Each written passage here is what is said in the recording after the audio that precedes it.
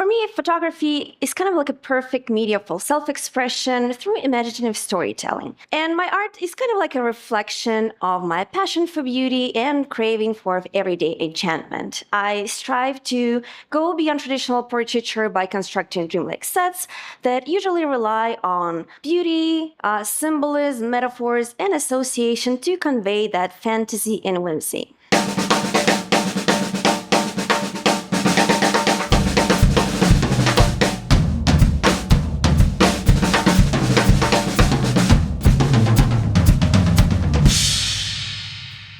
Hi, everyone. Welcome. Thank you so much for coming here today. Today, I will be doing a little class called Crafting Dreams into Art, and I will talk about my creative journey, how I do my work, and do a little demonstration with cool lighting setup and some props. So let me introduce myself. My name is Anya Anti. I'm a fine and conceptual photographer based in Brooklyn, New York. I specialize in on-location surrealistic female portraiture with an ethereal, whimsical, and fairy tale twist. And for me, photography is kind of like a perfect media for self-expression through imaginative storytelling. And I strive to tell these imaginative stories through my art. And my art is kind of like a reflection of my passion for beauty and craving for everyday enchantment. I strive to go beyond traditional portraiture by constructing dreamlike sets that usually rely on beauty, symbolism, metaphors, and association to convey that fantasy and whimsy. And I never just take a photo. I usually use photography as a way of collecting material to create something that is impossible to capture. And I always travel to real locations and I use real props to create my images. My creative process usually involves scouting locations, creating elaborate installations, sets, costumes, and of course, digital manipulation to bring my imagination to life and create these fantastical stories through my art. I strongly believe that there's more to photography than just taking a picture. I look at photography as a perfect way, as a medium to express myself, to embody my creativity, and to share my artistic vision. And I use my camera as just the many tools. So for me, photography is not just a process of creating images by recording, light through my sensor, but it's kind of like more than capturing a moment. It's creating something beyond that. And what I'm trying to show with my images is not just a pretty picture. It's usually, I try to tell a story, convey an idea, an atmosphere, and of course, play with different associations and metaphors. Here's more of some of my favorite work.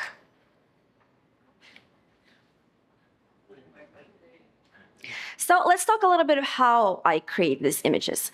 And in order to create this conceptual work, I use tools of storytelling. What are these tools? So tools of storytelling are the techniques and resources used to craft compelling ideas that engage and resonate with the audience. And these tools are essential in my work because they help me create a concept and an idea and tell a story. So what are these tools? These tools are such as character development, styling, location and setting, mood, tone and emotion, association, symbolism, metaphors, and sometimes a strong title. Let's talk a little bit more in depth about these tools. So, for example, character development. Conceptual photography is not just a headshot. It's not just a portrait of a person. And because of that, the main subject in the photograph usually represents something, an idea, a concept, or plays a very important role in story development. The key subject is sometimes it can be a part of a story, a part of a concept that represents something, or they can act an observer that, somebody who experiences and interacts with the surroundings. And the subject's pose and body language and facial expressions are also important because that's how we communicate, right? If a person is, sad and frowning their brows, that conveys a sad atmosphere, or maybe they're smiling and joyful, and all these little things and elements, they communicate a specific feeling to the viewer.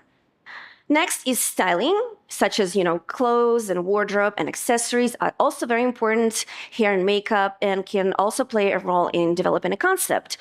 Costume can be a part of your idea and play an important role. For example, on the image that is on the left, where my outfit is representing an idea being, the pilot outfit. I'm wearing a pilot hat and goggles and kind of like a leather jacket that symbolizes and represents a pilot outfit. So it's a very important part of storytelling.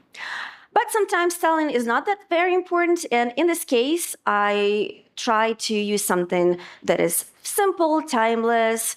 I avoid busy colors and busy patterns like on the image on the right, where styling is not that very important. It's more of on a background. That's why I'm using this timeless dress of a single white color. Kind of like to distract glass from my main idea, which are the huge blueberries that the model is kind of eating. And of course, setting your location, your setup is also can be very important because it's an important storytelling tool that can create a scene, an atmosphere, and draw the attention and become this kind of like huge immersive world to communicate with the viewer and tell your story. For example, on both images, the scene, the location is the part of the concept. Whereas on the left image, you can see that the rooftops are covered with moss. They play this key element of creating this atmosphere of the surrounding, and I'm holding a roll of moss, kind of like pretending that I'm a construction worker, the one who's covering these rooftops with the moss.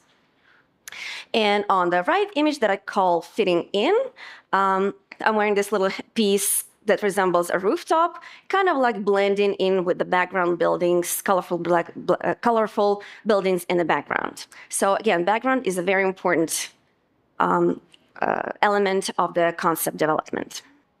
And of course, mood, tone, and emotion can, convey an atmosphere or the tone that you're trying to present on your image. For example, when you shoot on a sunny day and use warm colors, it can appear more cheerful mode. And the opposite to that, if you shoot during the gloomy weather, overcast weather, and use cool tones and cool colors, it can, create a feeling of sadness and, melancholy. And of course, very important visual symbols such as metaphors, symbolism as association that I use in my work all the time. So what are those? Associations is a mental connection or relationship that viewer makes between different elements or components within a work of art, between ideas, feelings, objects, etc. And then can be influenced by the viewer's personal experience, cultural background, and knowledge. Association can also be created through the use of symbolism, where certain objects or images are used to represent abstract ideas and concepts. So what is that? For example, we use different association, kind of like when a snake represents danger, right? Or a dove represents peace, or, So for example, using my own artwork, I use symbolism. On the left image, I use flowers. It's kind of like a symbol and metaphor to represent ice cream.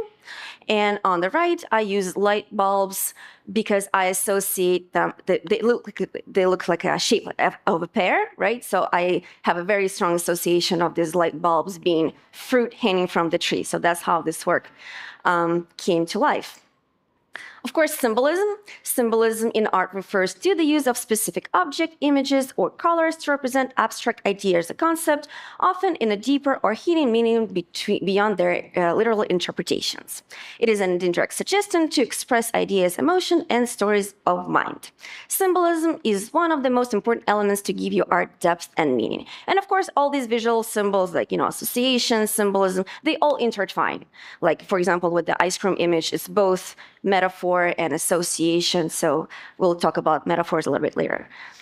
So here on these two images, I use symbolism to represent kind of like this mood of the image on the left. I call Waiting for the Spring. So you have this subject with her facial expression, body language. We can feel that she's maybe cold, and she's have this tree headpiece with little yellow leaves that's left from the winter. So she's waiting for the spring. It's kind of like symbol of hope and waiting for something better.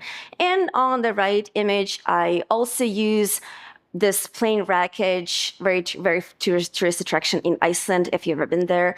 And I use this scene as a background. And I also held a little paper plane, kind of like, again, symbolizing this feeling of hope, of rebirth, little plane, paper plane, like a baby plane, with a plane wreckage in the background. And of course, metaphors. Metaphors are very important in my work. Metaphor in art refers to the use of imagery of our objects to represent an abstract idea or concept, often by comparing it to something else. For example, in literature, metaphor is an abstract idea representative or symbolic of something else. It's a figure of speech in which our thing implicitly stands for something else. For example, when we say his hands are cold as ice, we don't literally mean that his hands are ice, right? We just mean that they are very, very cold. And in visual arts, a metaphor is a similar idea to that. It's an image that the viewer is meant to understand as a symbol for something else.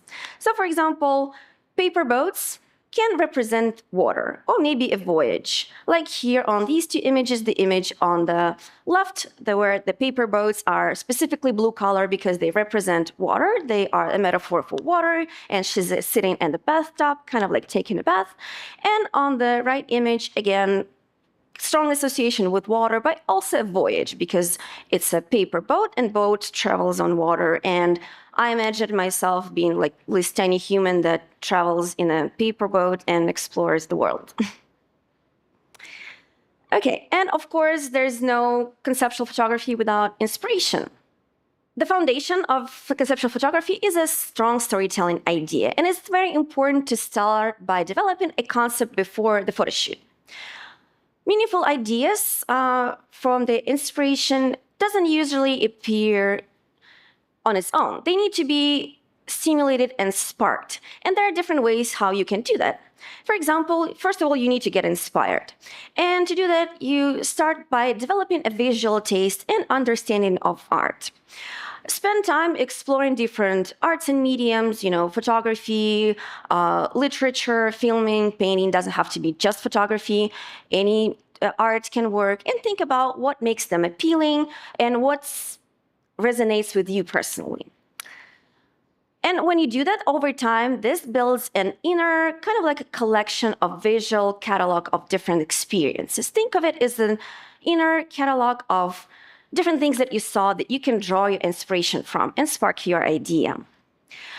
Try to think of things in new, unexpected way. I like to imagine ordinary objects from the new angles and different perspectives, and with the use of, metaphors and association, create my ideas.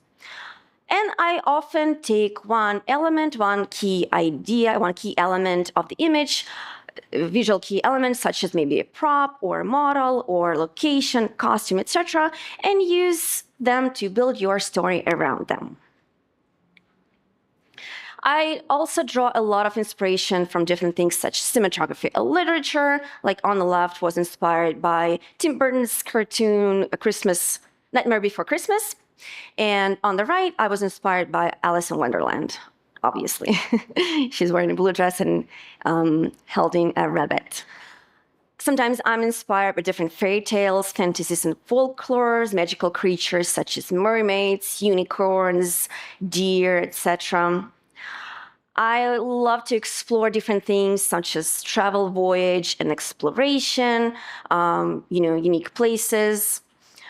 The left image I photographed in Cappadocia in Turkey with hot air balloons. Weather and natural elements such as snow, like on the left image, and rain, which was not rain, what it is, but I used little paper hearts to stand as a metaphor for the rain. That's why she's holding an umbrella. And as I mentioned earlier, different everyday objects, I try to look at them from different new ways and unexpected angles and perspectives, such a huge paint tube that she's holding with the, paint splatters in the background, kind of like, again, playing with different associations. And, a sugar cube, such as the ones that you put like in your coffee or tea, in a little teacup to kind of like, because some people thought that's ice, and I'm like, no, that's not ice. That's why I have this little teacup over there suggesting that it's sugar cubes. And of course, I absolutely love travel. I love nature. I'm very inspired by different landscapes and landmarks. For example, on the left image that was shot in Death Valley National Park, that's a location called Artist's Palette. If you've ever been there, I highly recommend. It's created by oxidizing of different elements. So like iron creates, I think, teal, magnesium creates purple, if I'm not mistaken. So of course it's enhanced in Photoshop, but it's like they're actually like colorful hills over there. And on the right, of course, Paris. And I imagine myself, you know, how it sparkles one time during the, no, I think it's not one time, like every hour during the night. So I imagined I'm the one who's plugging in those lights into a big outlet over there on the wall. And like I said, I draw inspiration from many different things. This image was photographed in the Netherlands, a little town called Delft, and they have this huge, beautiful installation of a glass heart. And when I saw that, I traveled to Netherlands a few years ago. When I saw it, I was like, wow, I absolutely love it. I want to create something with it.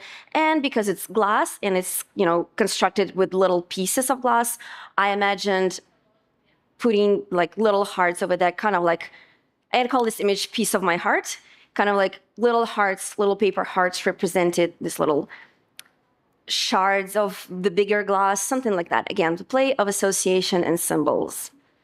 This image is called Moon Thief. I imagine my subject stealing the moon from the sky and using chains, dragging it across the beach. So what I used here, I used like a prop chain, which is made of some non-metal material, so it's very lightweight. I also used light modifier in the shape of a sphere designed to shoot interiors. I put a strobe inside of it. And then we use, like you see down there on this behind the scenes image, we used our cell phone flashes to create this little lights on the sand to kind of like represent the little pieces that come off the moon and, you know, stay as she drags it across the beach. And later in Photoshop, I just, you know, removed some of the wires and I put moon texture on top of the sphere, creating a moon. This image I call Last Flight. I photographed it in Iceland a few years ago. It's a self-portrait. So this place I already talked about a little bit. This place is a very famous tourist attraction in Iceland, a plane wreckage, and you need to walk there. I think now they have shuttle buses over there. So I decided to play with association between big plane wreckage and a small plane. So I brought a big paper plane that I folded into my backpack. I wore a pilot outfit, a hat and goggles and leather jacket, and also a scarf. And my husband helped me to create the self-portrait. What I usually do when I create self-portraits, I use them as a test subject. I put him on the spot where I want it to be. I take a test shot, and then I tell him, please do the same, but with me in the frame. So I dressed up, I stand in front of the plane wreckage, I, you know, unfolded my paper plane, I was throwing the scarf into the air to create this kind of like flowing scarf later in Photoshop. And it's a funny story because it's a tourist attraction and there are a lot of people photographing there, like, you know, landscape photographers, just tourists. And the moment I started, you know, we started taking a picture, it's funny because I put a whole lot of show there and they started to gather behind my husband and also taking pictures of me, which was really funny. And yeah, later in Photoshop, I composited the scarf, flying scarf, and did some tweaks and adjustment to the paper plane. This image I call Anya's eyes because you can see little eyes in the flower centers. I purchased plastic eyeballs off the internet that I used to create dolls, I'm assuming, and I just glued them into the flower centers and create this kind of like symbolism and between, you know, my own eyes and the flowers in the center. This image I call Autumn Yarn. And a funny story about this image, I met this girl online and she was a big fan of my work and she suggested, let's create something together. And she has a car, so that's a big, you know, pro for New Yorkers like me who do not own a car. And I'm like, awesome, let's do something together. Let's maybe drive upstate New York and create something in the forest.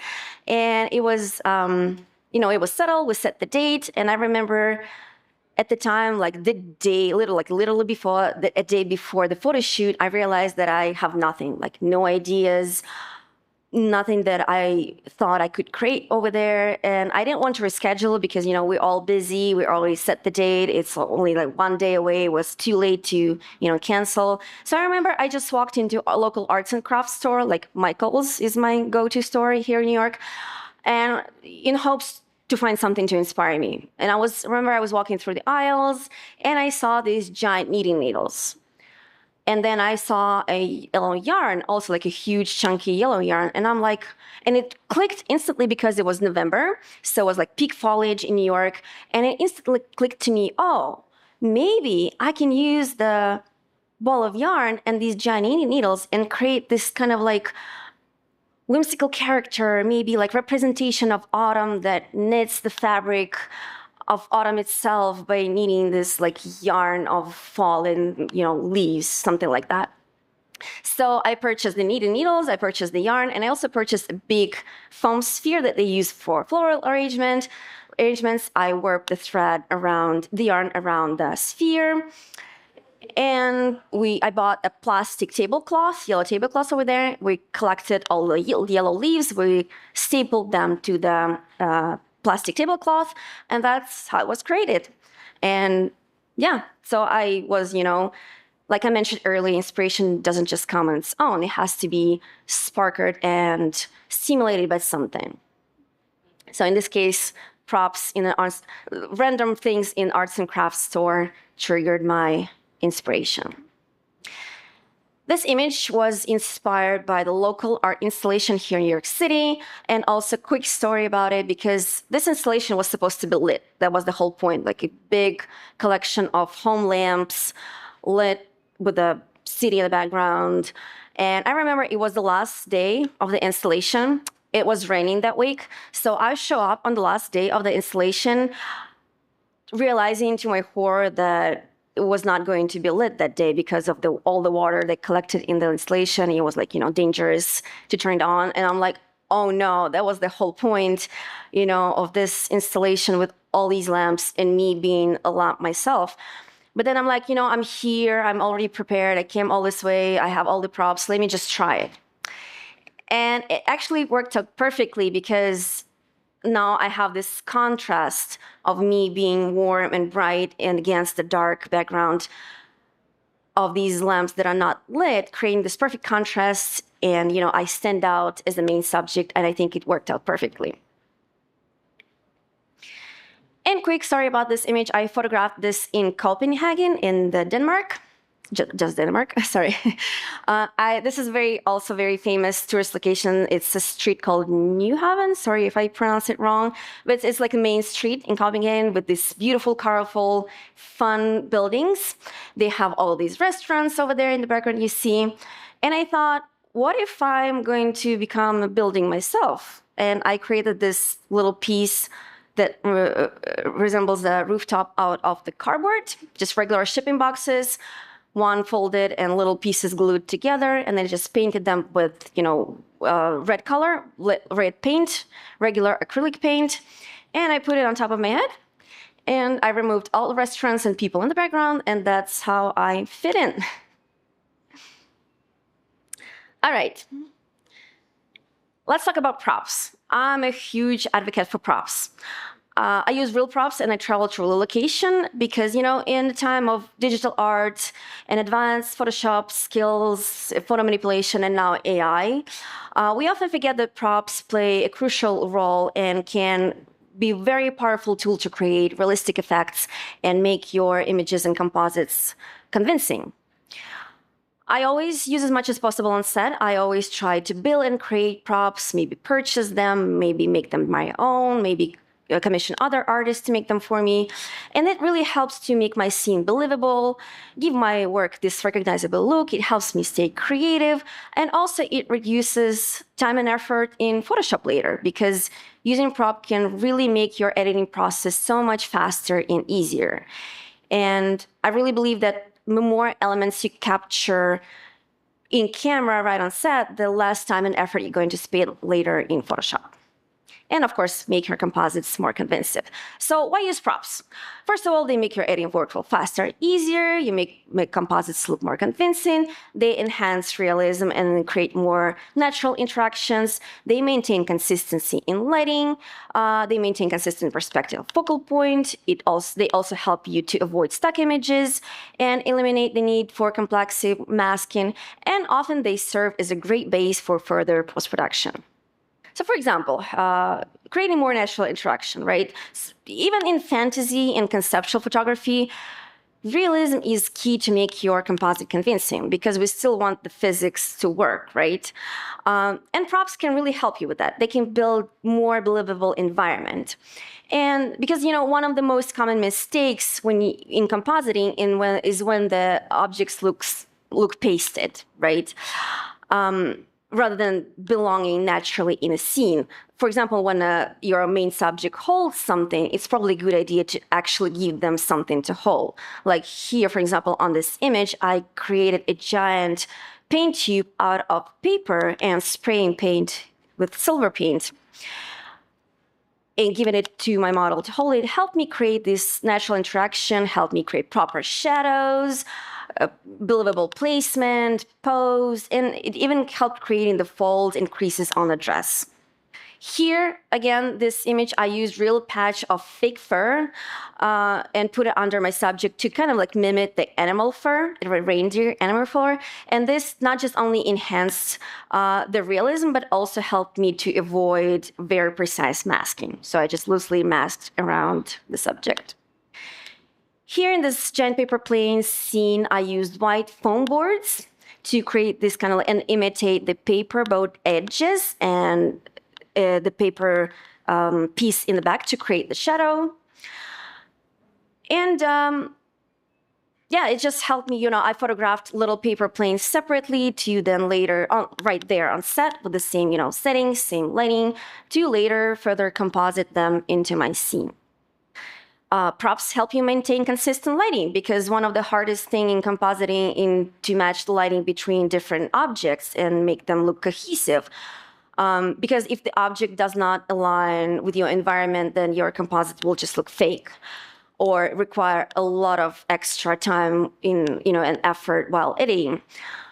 So props really help you with that to keep your lighting consistent, your shadows, your highlights, reflections between the object. For example, like here on this image, I used an actual little moon lamp to create that natural lighting glow on the subject and on her hand that I later transformed into a moon.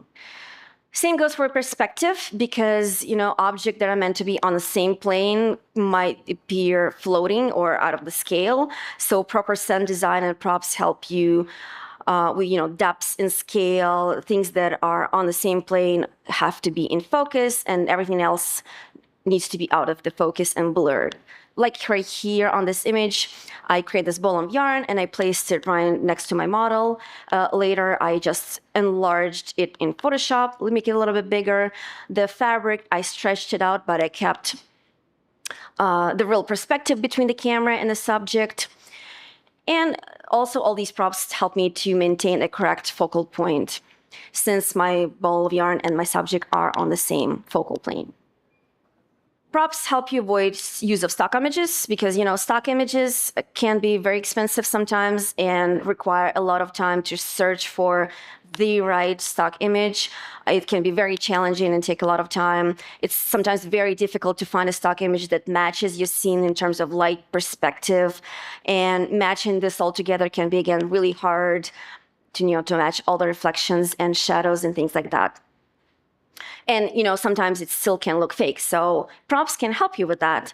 So, for example, on this image, I photographed it a few years in Faroe Islands. So the idea of this image was me being kind of like I mentioned it before, a construction worker among these houses covered in grass. And I wanted to pretend that I'm the one who's covering with them using a roll of moss and a hammer. But unfortunately, you can't really take a hammer into your luggage. I don't think if that's allowed. So I only brought like a stick, and I only had a space for one little roll of moss. So I later needed to enhance it in Photoshop. So what I did after I came back to New York, and I also didn't like my outfit. Like, it was fine. The sweater was fine in jeans, but I felt like it needed this little extra layer of, me actually wearing like a construction overalls or something. So when I got back to New York, I waited for the perfect day and weather. I waited for the evening light. So this was shot, like these little behind the scenes images were shot during the sunset. So I waited for the perfect conditions. I went to local park. I figured out the angle where the light should go, like behind me, referring to the original image. And I photographed myself wearing the worker's overall, the roll of moss, and then I separately photographed this same roll of moss, kind of like unraveled on the ground, creating this beautiful, long roll of moss, creating these additional images. So I avoided using any stock images altogether, except for the hammer. For the hammer over there, I used the stock image, and it was quite challenging to find the right image with, the perfect like rim of light that goes behind the hammer, not other way around. Same goes here. I use, foam boards to create this paper boat edges and shadowing. And I also use little paper boats, holding them in hands and like putting into the water. Physical paper boats, to later composite them into my scene. And this really helped me to maintain the consistency of lighting, perspective, and all the things. And again, didn't use any stock photos for this image. Eliminating the need of complex masking, because I don't know about you, but I hate masking. I'm trying to avoid it as much as possible. So cutting subjects, especially from busy backgrounds, can be really time consuming and hard, especially when you have like fine details such as hair, fur, or maybe like transparent objects. So that's why props can really help you with that. And using props and utilizing what you already have in frame for my composites. I rarely use precise cutouts. You rarely use precise masks. And all my masks are pretty loose, like you can see right there on this image. First of all, I removed one of the tourists in the background next to the plane because I took multiple shots and I took a piece from another photo. I put it on my image. I aligned it where it has to be. And I just created, hold on. There you go. I created a loose mask around this person to cover it up with, the piece without the person. And same thing, because I was standing on the same spot and my camera was on the same spot, same perspective, same everything. I took multiple shots throwing the scarf in the air. It didn't really require precise masking. It was not as loose, but still was pretty loose because it was photographed right there on the location. So I just use, soft, regular round brush and loosely painted around those two objects. And sometimes you can eliminate masking altogether by using blending modes. Like, for example, on this image, I used moon texture on top of my glowing sphere, my glowing globe. I don't think I used any masking. I just used blending mode. Don't remember which one. I think darken maybe, or like multiply, something like that, to only keep it, dark elements on the sphere. So sometimes playing with different blending modes can eliminate the need of masking altogether. And sometimes props serve as a great base for just further editing, because I don't always have the budget, skills, or resources to create perfect props. So even the simple and imperfect props can be a really great and strong foundation for your further editing. They provide, correct lighting, correct shape, shadows, interactions, perspective, all of the above, all of that I mentioned before, to fit your scene. And from there, you just take them to your computer, to your Photoshop, and you enhance, transform, polish, and make them, fit your idea and fit your imagination. Like right here on this image, for the blueberries, I used this kind of like blueberry prop that was made out of the lightweight styrofoam and painted with the blue navy paint on top. But they don't look really like blueberries. They only have a shape and color of blueberries, but that gave me a really great start for further editing and transforming the styrofoam spheres into real-looking blueberries. And I used stock images for that. I incorporate them into my image to create this final look and making sure that my blueberries look realistic. Some of the materials that I use for my props, one of them is being paper, because paper is very cheap and widely available. You can create things like origami figurines, such as paper boats, paper plane, paper hearts. These props are really easy to make. You can use different paper color. You can paint them. Usually takes just a few minutes, and not very complicated. Cardboard and shipping boxes also is, my go-to material, because cardboard is very sturdy and versatile. You don't even need to purchase the cardboard new. You can just use your shipping boxes that you get your packages in, so recycle.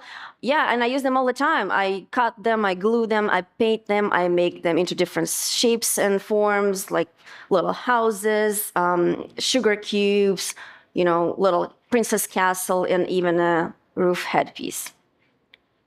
Like right here, for example, on this image that I call sugar, I use giant shipping boxes, cubes, shipping boxes. I painted them white with a spray paint, and then I used pieces of glass, fire glass that they use for fireplaces, and using a glue gun, I glued them piece by piece to the shipping boxes. And I skipped some of the sides because I only need the 3 sides of the cube to be glued, because gluing glass pieces is very time consuming. It took me several hours. So I only glued them to 3 sides of the cube. And then I multiplied those cubes later in Photoshop. And like right here, this one I already talked about a little bit. I used a piece of cardboard. It was a shipping box. I, folded it in half, and then I glued little cutout and glued little cardboard pieces, and I painted them red, creating this rooftop. Papier-mâché, styrofoam, and foil. Papier-mâché is a composite material using little pieces of paper and glue that you can bond together, and then it hardens. You can create different shapes and form and paint it on top. Like this teapot was created that way, out of papier-mâché. Then, of course, styrofoam, like this giant giant pencils and blueberries. Again, styrofoam can be cut in any shape. It's very lightweight. It's very, easy to transport, and it also can be painted in different colors. And foil, like for example here, foil again is widely available and pretty cheap. You can fold it in different shapes and forms. For example, here I create ram horns using foil. I used the headband. I glued thick wires first, and I folded foil, creating shape of the horns on top of that wire. You can see some behind the scenes there. Then I used tape to wrap around my horns and spray painted them brown. And later in Photoshop, I enhanced those ram horns using some stock images as texture. And of course, post-production. Post-production and photo manipulation are essentially my work. There's no image in my portfolio that wasn't edited in some way or another. Post-production, just like my camera, is just another tool for creating artwork for me. And I use it to sometimes fix small fixes that fix small issues that I might have overlooked on location. I use it to bring my work to the next level, convey an idea to fit my imagination and my artistic vision. Sometimes I use it to create something that was not possible to capture in camera and bend the reality, or create dramatic effects. Like right here, I removed the leash of this little fennec fox. I enhanced the scene by, extending it and adding extra tree branches. And I created moody atmosphere by adding little fireflies and light accents. Or on this image that I call Tea Party, we have this teapot made out of papier-mâché. It wasn't really, that appealing or pretty. Plus, it was destroyed a little bit by the rain that day. So thanks to post-production, I was able to give it a better shape, like more round and smooth out the surface, and put a floral print on top of it. And also add more smoke, because, smoke is really unpredictable. You can't really control it. And of course, compositing. Compositing is very important in my work. What is composite? Composite is an image created by combining different photos, multiple photos and elements into one seamless image. And it's a technique that is often used by, creative artists, surreal, highly detailed images, or something that is not possible to be created in a single shot. So it's basically, taking one image and the other and putting them together to create one seamless image. And there are different reasons why would somebody composite. At least for me, there are multiple reasons why I composite. Because composite photography is a very powerful tool in storytelling because it merges creativity and technical skills. And composite is a problem-solving tool sometimes because, you can, again, fix different things that you might overlook. You can enhance your vision, enhance your image, and just match it to your vision. So for example, it can be practical, it can be for perfecting low budget production, sometimes when it's not impossible to execute on set, enhancing the frame and layering your vision. So for example, practical. Sometimes, especially when working with animals, it's really hard to control them and get everything in one single shot. So here I really like the pose and facial expression of the model, but unfortunately the owl looked the other way. So I used compositing to swap the owl and make it look into the camera. Here again, I already talked about this image. I used compositing to remove the tourists. It was just way easier instead of just waiting for everybody to clear the scene. So I used compositing to remove the tourists and add a flying scarf. Same here, like I mentioned it before, it was not really possible for me to transport all the props necessary. So I used compositing to later, create what I have envisioned. Sometimes I use it when it's low budget productions because I don't always have enough resources, budget, or skills to create high quality, realistic props. But that's okay because that's where compositing comes in handy. These ram horns, I already talked about it. I created out of the foil, tape, and spray paint, and later, due to the compositing, I was able to put realistic ram horn texture on top of it to make my headpiece look realistic. Same here. Somebody could probably built an actual, giant paper boat, but I'm not that skilled, unfortunately, and I didn't have a budget for it. So I simply use, foam boards and small physical paper boats figurines to create my scene for proper shadows, placement, etc.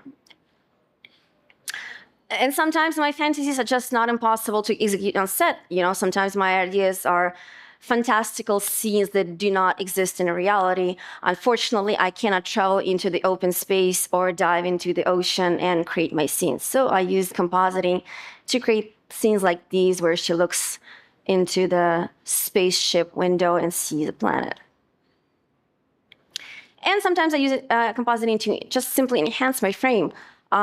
Sometimes things just don't turn the way you planned them, the way you wanted them. Sometimes you just overlook different things on location. For example, like here, smoke is really difficult to control and predict how it's going to go. So I use compositing to enhance it and make it bigger and fill out the scene.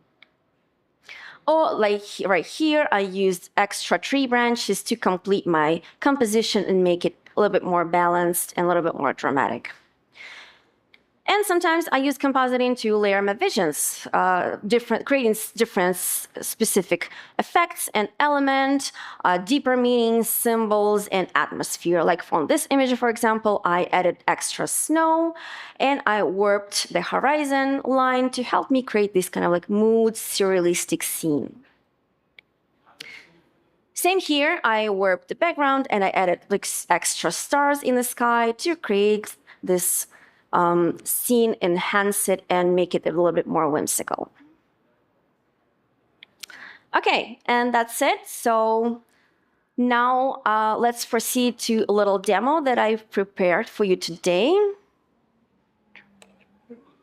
Give me a few moments to set everything up.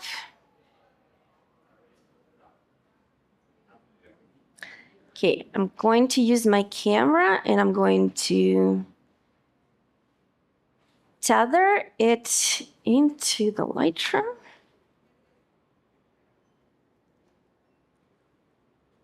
Okay, while it's opening, let me talk a little bit what I've prepared for you today. I wanted to do a space themed photo shoot. So I brought a custom-made backdrop that I've made. So it's just a simple paper seamless backdrop, medium gray color.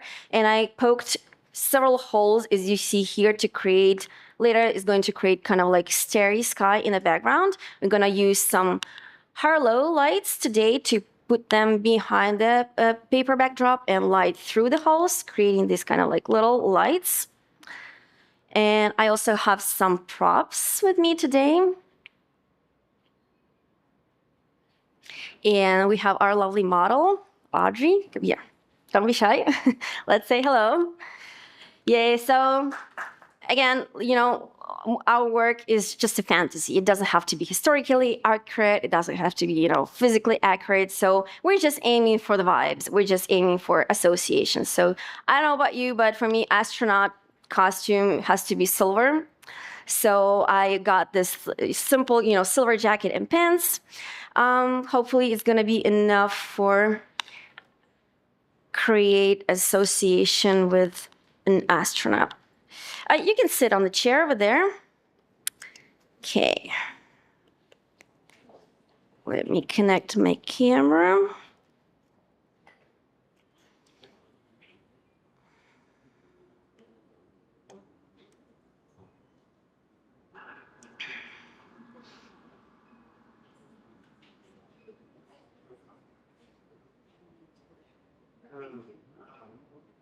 Let's start tether capture. Okay. I was photographing my cat yesterday, testing. All right, let's double check if it's working. Yep, perfect. Okay, let me put it aside for now.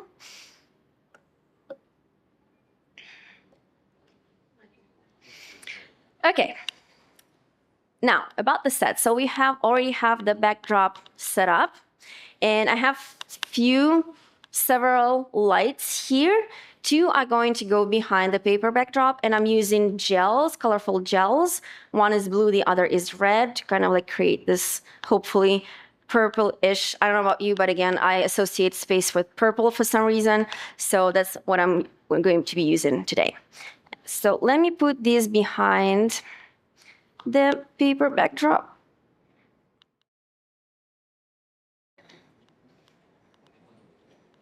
Oops.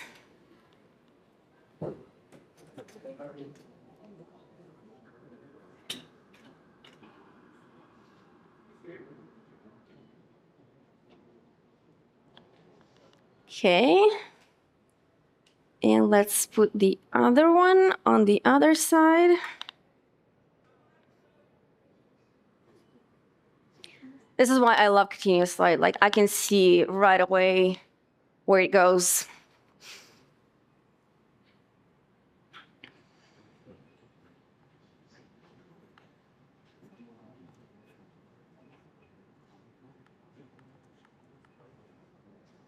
Okay, let's see. Just move a little bit.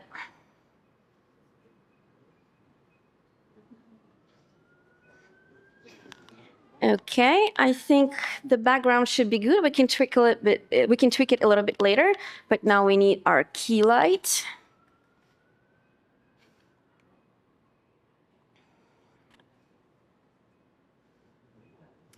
About 15% power, I think should be enough. And I want it on the side to create a bit of more dramatic light to kind of like, okay, I think should be good for now. Again, we can tweak it a bit later. But what is the space suit without a helmet, right? And I have it.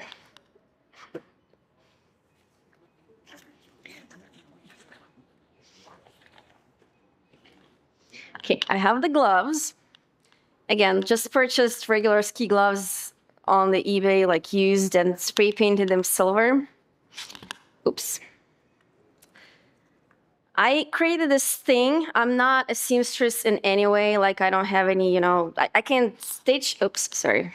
I can stitch things together, but I don't sew. But So as you can see, my props are super basic sometimes. So what I did is it's gonna be like kind of like a collar that goes on the neck.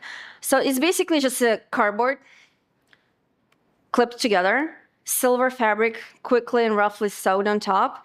And this is like an old leather belt that again I spray painted silver and I stitched it to this thing. It's very sloppy, but you know, it's good enough for the photos. Okay, let me put it like this. Oops, sorry. You can adjust it the way so it feels okay. Can we tuck the hair into the, you can take this off, into the jacket probably. You want me to take it off? Yeah, let's take it off. Yeah, let's tuck the hair just underneath the jacket. Mm-hmm. I should probably have trimmed these threads, but it's okay.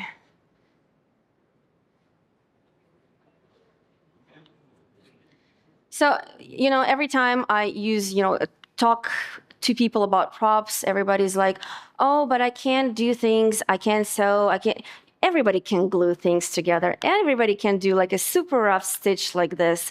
So, you know, I strongly believe that everybody can do it. It just take a little bit of time, a little bit of effort. Just, you know, get cardboard shipping box, get spray paint, and you're good to go. And like these, I didn't sew, I just purchased it. These, again, I just purchased them and spray painted it, which is regular spray paint. All right, let's see what I got here.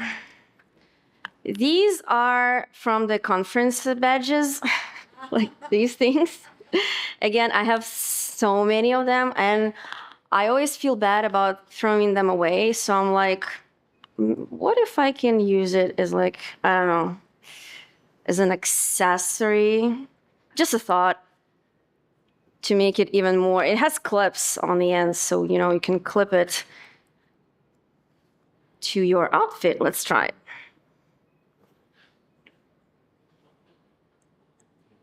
I think it looks pretty cool. Kind of like suspenders, right? I'm even pretty sure that's from Build earlier this year. So again, just a little bit of imagination. You don't have to be super crafty. I don't sew, like I have a sewing machine, but I can do like just stitch things together, that's all. Oh, I think it's really cool. All right, let me put this away.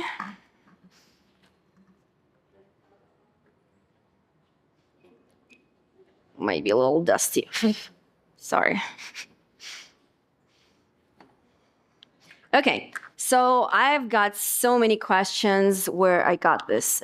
So this is just an acrylic sphere. I got it off Amazon. I just typed it acrylic sphere and this popped up. I have no idea what they use it for. This opening was a bit small, so I used like an acrylic cutter and I enlarged it. You can see how sloppy it is, but it's safe, it's not sharp. And we also drilled a few holes because the thing is when you put it on, you start breathing, it gets foggy. So we're gonna put it like the very last minute. I don't want you to suffer in there. But it's really cool, you know? Okay, you can hold it for now like this. Let's make sure that we got everything. I have a few more props. Like I have this inflatable earth, which is also like pretty cool. I don't know, we'll see. And I have this little lamp, again, just moon lamp from Amazon. It's like $15, but it's really cool, it glows. So again, you can like maybe hold it like this, but let's see. I've used it multiple times. Okay, let me grab my camera.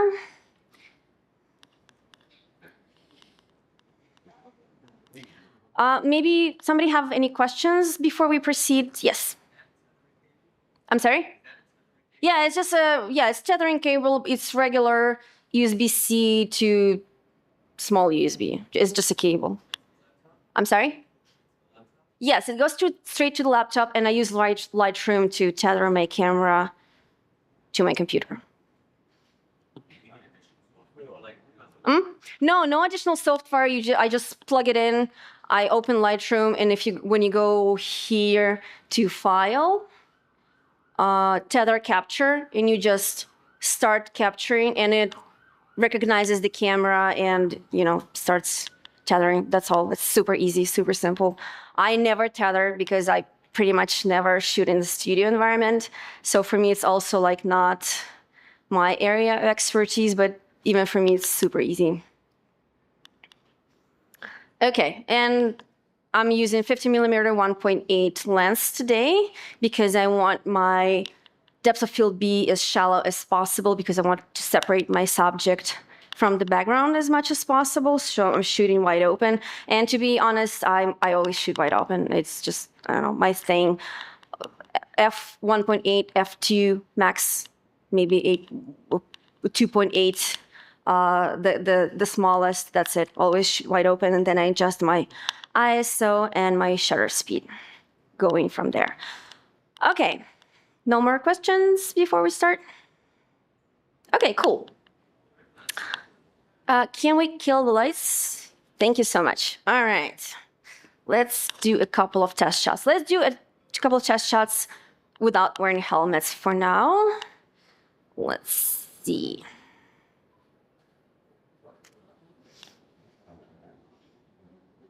There you go. Okay. Maybe I can quickly adjust it. Boost the exposure. I always increase shadows and decrease highlights to kind of like expand the dynamic range of the image.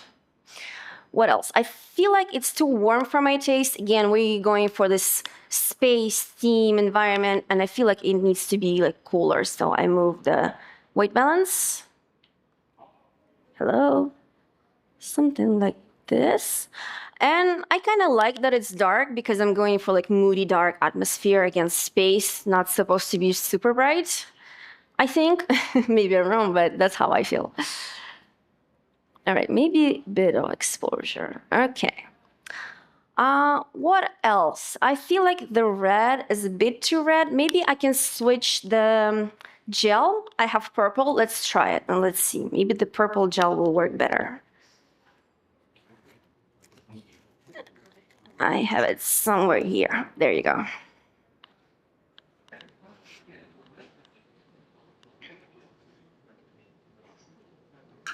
The thing I love about Harlow that all the things are magnetic, so you just attach it and it just pops. You don't have to screw anything. Love it. It's a little hot, so I'm going to put it here. All right, let's see. Okay, let's try with purple.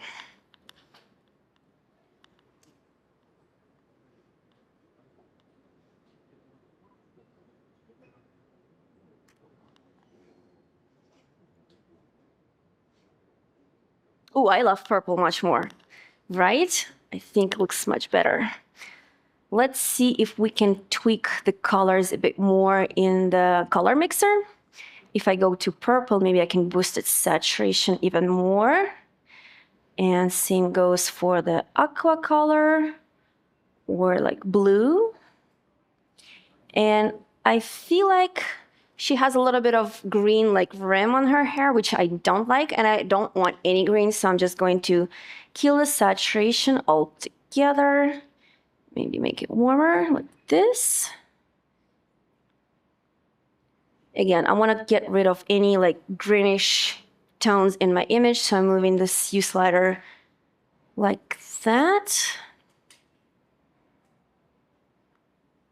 Not much of a difference, but I think pops up a bit more like the color. I'm clicking before and after. All right. I feel like I can increase exposure a bit in my camera by adjusting the shutter speed. You can see my settings down there on that panel. Okay, let's do one more test shot.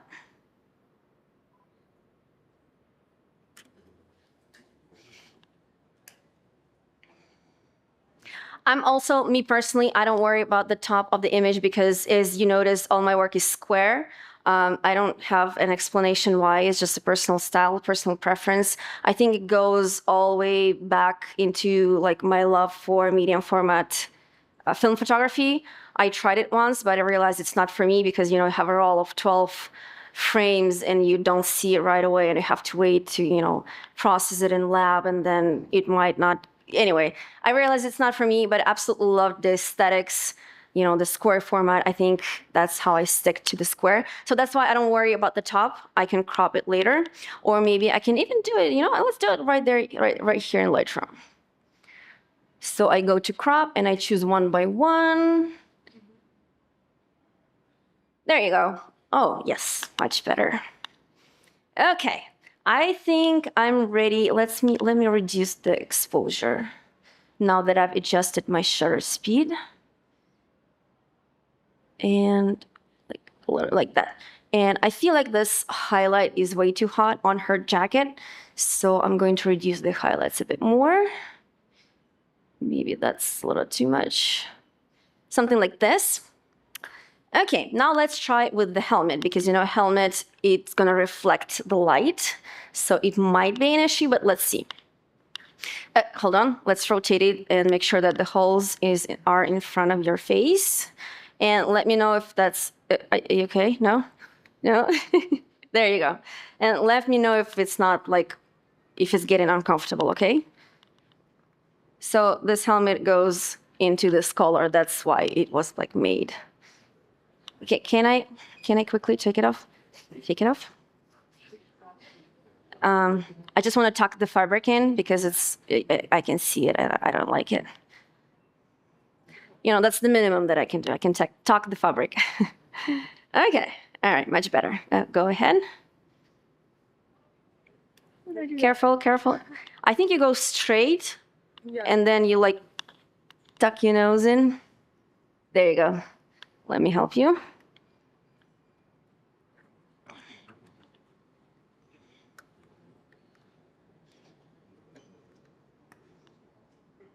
Oh, cool, cool, cool.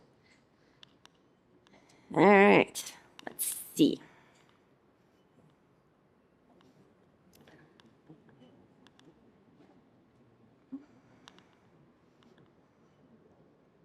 Can you turn your face a bit? Yes, there you go. Let's see.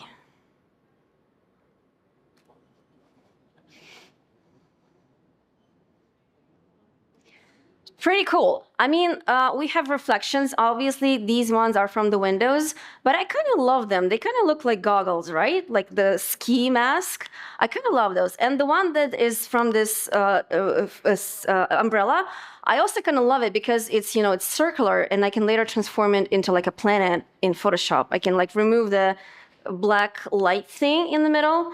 It's kind of create this kind of cool. I think it's cool. All right, let's do a couple of more. Yeah, just keep your hands down. Let's do a couple of more. Yeah, let's, hold on. Yes, okay.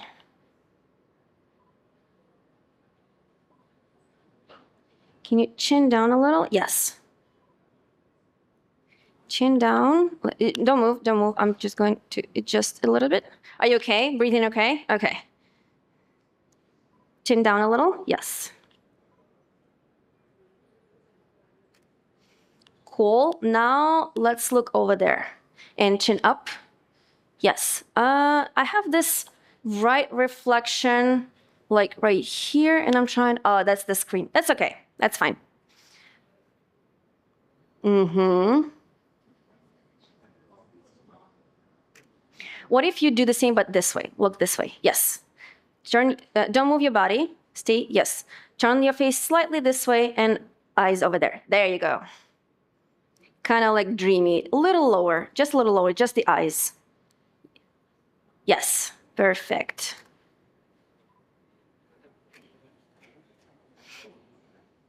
Ooh. Pretty cool. Very dreamy. Love it. Let me do the same thing a little lower. Mm-hmm.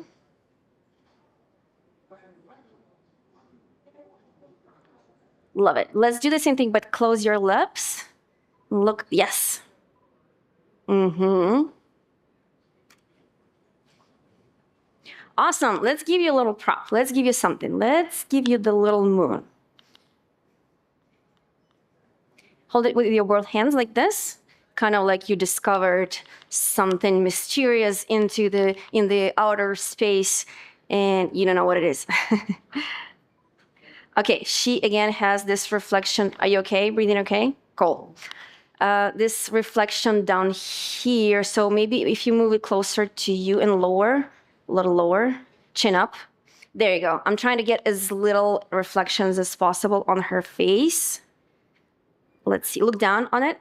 Yes. It's probably going to be cropped, but let's see. Yes, it's cropped. Let me lower my camera.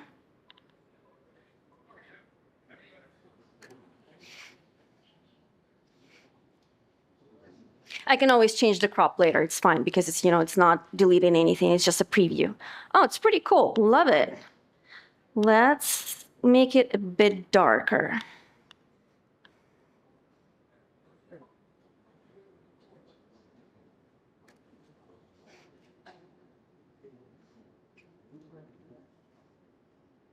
Cool. Okay.